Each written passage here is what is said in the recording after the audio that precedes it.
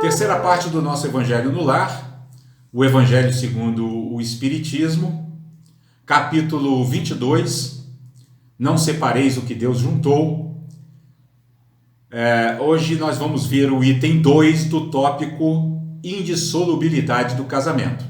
Na semana passada, nós vimos o tópico 1, que é uma passagem do Evangelho de Mateus, do capítulo 19 do Evangelho de Mateus, né? Onde os fariseus abordam Jesus, né, para levantar uma discussão sobre o tema da separação conjugal. E nós vimos que nessa passagem os fariseus abordam Jesus não com a intenção, né, com uma intenção ou com uma postura humilde de quem quer aprender, não com a postura de quem reconhece em Jesus um mestre iluminado, né? Eles se aproximam de Jesus para o desafiarem, para o tentarem, né? Então, eles tentam desmoralizá-lo, né, perante o povo que o estava escutando naquele momento, né? Então nós analisamos essa passagem, né, e vimos ali que Jesus, com sua sabedoria, conseguiu se sair desse dilema que os fariseus lhe propuseram, né, dizendo que Moisés propôs que o marido desse uma carta de separação para a mulher quando esta praticasse adultério por causa da dureza dos corações deles, né? E é engraçado que Jesus fala, foi por causa da dureza do vosso coração. Então ele falou isso se dirigindo aos próprios fariseus, né? Ou seja, em outras palavras, né, Jesus, ao contextualizar digamos assim, essa lei do Antigo Testamento ditada por Moisés, né, de que o homem deveria dar uma carta de separação para a sua mulher em caso de adultério, ele fez isso por causa da dureza do coração daqueles que o ouviam, né? O que é um coração duro? O que é a dureza do coração? É um coração rígido, é um coração cruel, é um coração insensível, é um coração severo, frio, né? Um coração rude, ríspido, inflexível, né? Então, como não havia flexibilidade no coração daqueles que ouviam muitos séculos antes de Cristo os ensinamentos de Moisés, Moisés deu essa possibilidade para eles, né? Essa possibilidade de que eles dessem a carta de separação para sua mulher, né, em caso dessa ter cometido adultério, até para que eles não cometessem maldades maiores contra essas mulheres, né, como por exemplo agressões físicas ou até feminicídio, né, como se diz hoje, né? E aí no nosso tópico de hoje, que é o tópico 2, nós já vamos entrar na análise de Kardec a respeito dessa passagem, né? Dessa passagem onde Jesus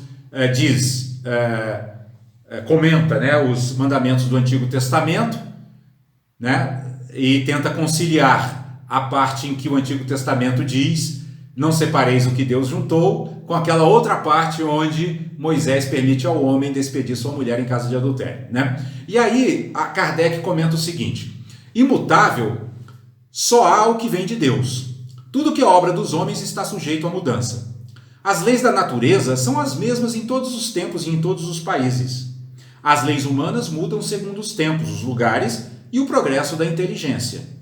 No casamento, o que é de ordem divina é a união dos sexos, para que se opere a substituição dos seres que morrem. Mas as condições que regulam essa união são de tal modo humanas que não há no mundo inteiro, nem mesmo na cristandade, 2 países onde elas sejam absolutamente idênticas e nenhum onde não hajam, com o tempo, sofrido mudanças. Daí resulta que, em face da lei civil, o que é legítimo no país e em dada época é adultério no outro país e noutra época. Isso pela razão de que a lei civil tem, por fim, regular os interesses das famílias, interesses que variam segundo os costumes e as necessidades locais. Assim por exemplo, que em certos países o casamento religioso é o único legítimo. Noutros é necessário, além desse, o casamento civil. Noutros, finalmente, apenas o casamento civil basta. Então vejam, pessoal, que aqui Kardec faz uma distinção muito clara entre leis humanas e leis naturais.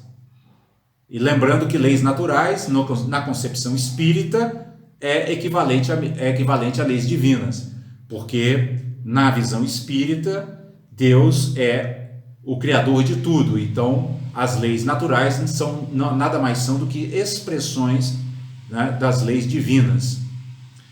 E Kardec, então, procura aqui fazer essa distinção entre as leis naturais ou divinas e as leis humanas. Por quê? Porque as leis humanas são leis passageiras, né? São leis que procuram, como ele disse aqui, regular, olha só a expressão que ele usa, regular os interesses das famílias. Então aqui ele usa a palavra interesses, né? Que vejam, é uma palavra diretamente ligada à visão egóica do mundo, né? Porque o ego, o eu, é que tem interesse. Por quê? Porque o ego, ele se vê separado do mundo. Então ele se vê competindo com o mundo. Ele precisa defender seus interesses. Então, como a consciência espiritual da humanidade ainda é extremamente atrasada, pouco evoluída, ela ainda está muito baseada nessa concepção egóica da vida. Ou seja, eu sou separado do mundo e eu preciso defender os meus interesses. Então toda a nossa legislação, ela se baseia nessa tentativa, né, de defesa de supostos interesses do eu, e consequentemente de supostos interesses daquela família, daquele grupo que é ligado a esse eu, né? Em outras palavras, toda a nossa legislação humana, ela é voltada para uma visão utilitária da vida, né? Ou seja, o que é que vai me trazer vantagem? Porque interesse significa isso, né? Em última palavra, os interesses, ou aquilo que no budismo eles chamam de autointeresse, o que vai ser vantajoso para mim? Seja moral, seja social, ou seja, até espiritualmente, né? Material, social, moral, espiritualmente, o que vai ser vantajoso para mim, né? E as nossas leis, elas estão sempre baseadas nessa visão, que é uma visão estreita, porque é uma visão que não percebe a inseparatividade entre o mundo e nós. Nós e o mundo somos expressões da mesma vida. Portanto, não há nada a defender e muito a compartilhar, né? Todos os mestres espirituais da humanidade, inclusive Jesus, eles falam a partir dessa visão livre da mente, né? Ou seja, todos somos expressão e manifestação da mesma vida. O próprio Jesus nunca se colocou como um ser especial. Eu sou Jesus, o Messias, o enviado prometido lá por todos os profetas da antiguidade, e vocês são seres atrasados, né? São seres pouco evoluídos espiritualmente. Ele nunca disse isso, né? Jesus sempre disse, e com toda clareza, inclusive para os seus discípulos: as obras que eu faço, vós também podeis fazer. Não há, ou seja, o que Jesus dizia? Não há diferença entre mim e vós, né? Então vejam que, como Jesus era um ser iluminado, ele operava a partir dessa região livre da mente, portanto, ele era uma expressão viva das leis divinas, que transcendem e muito as leis humanas.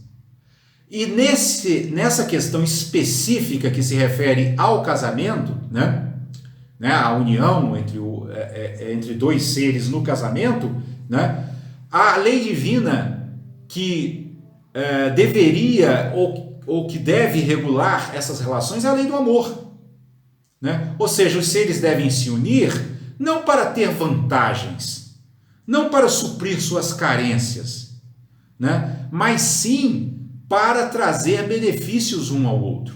Essa é a visão iluminada do casamento, né? O ser se unir a outro com a motivação de trazer para esse outro tudo o que de melhor ele puder para que essa outra pessoa caminhem com mais rapidez em direção ao brotar de uma felicidade genuína e de uma paz interior inabalável em seu mundo interno.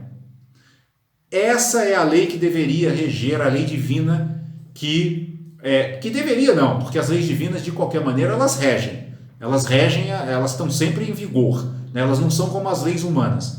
As leis divinas são eternas, sempre vigoraram desde o início dos tempos e sempre vigorarão até o final dos tempos, né? Então a lei do amor é a lei que vigora na regulação da união, né, matrimonial entre dois seres.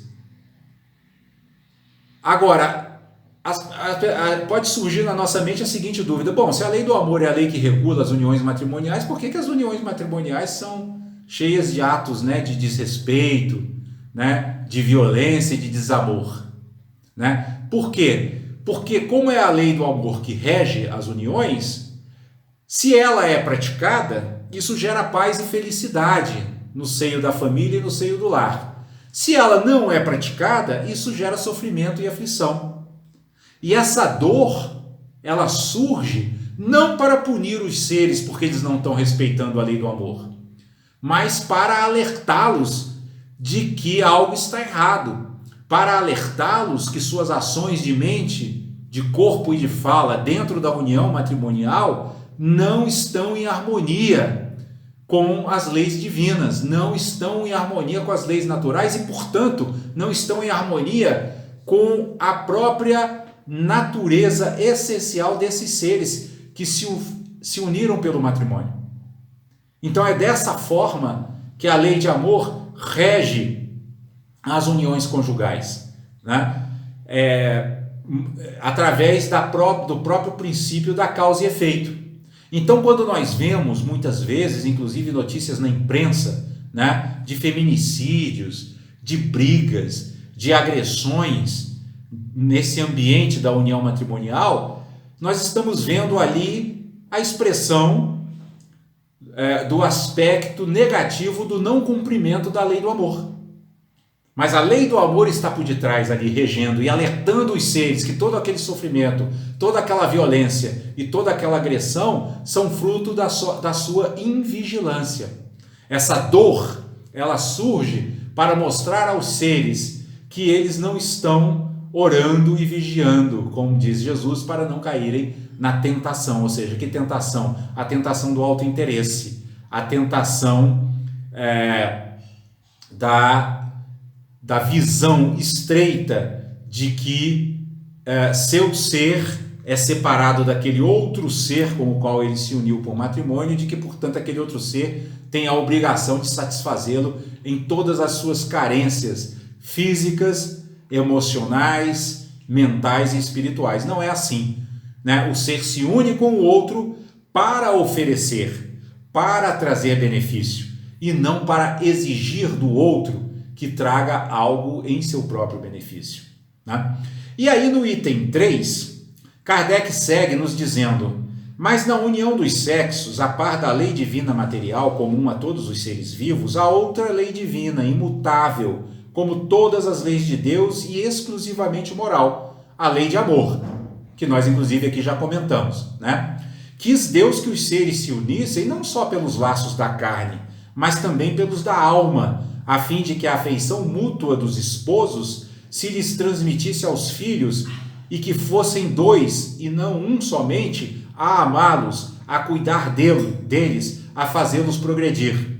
Percebem, pessoal, como essa exposição de Kardec reforça aquilo que dissemos agora há pouco em nossos comentários, né? Ou seja, os seres se unem para trazerem benefício para os outros seres que com eles vão conviver, ou pelo menos deveriam se unir com essa motivação.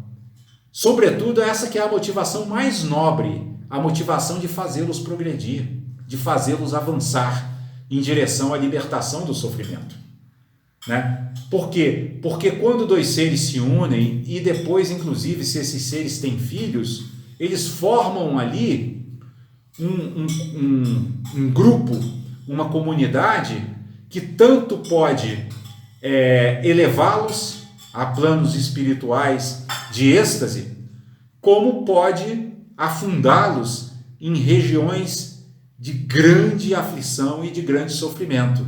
Vai depender de quê? Da maneira como cada um desses seres vai se portar dentro desse pequeno universo familiar que eles constituíram. E Kardec segue dizendo: nas condições ordinárias do casamento, a lei do amor é tida em consideração? Ele faz essa pergunta. E aí ele mesmo responde: de modo nenhum.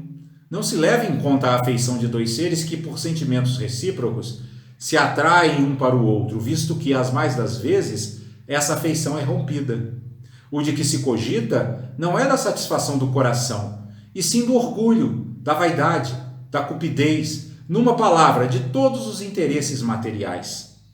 Quando tudo vai pelo melhor consoante esses interesses, diz-se que o casamento é de conveniência, e quando as bolsas estão bem aquinhoadas, diz-se que os esposos igualmente o são e muito felizes hão de ser.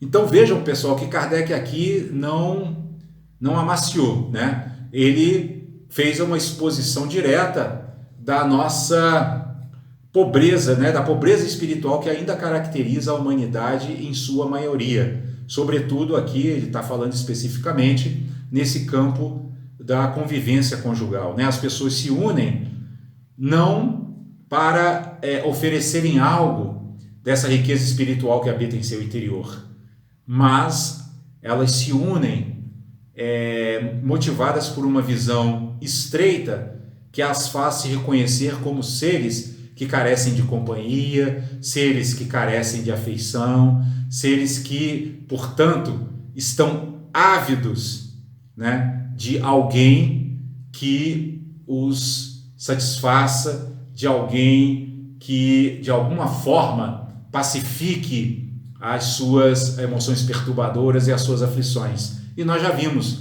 que isso é o caminho para o insucesso de qualquer relação conjugal, porque o ser deve se relacionar para oferecer e não para cobrar, para dar e não para receber.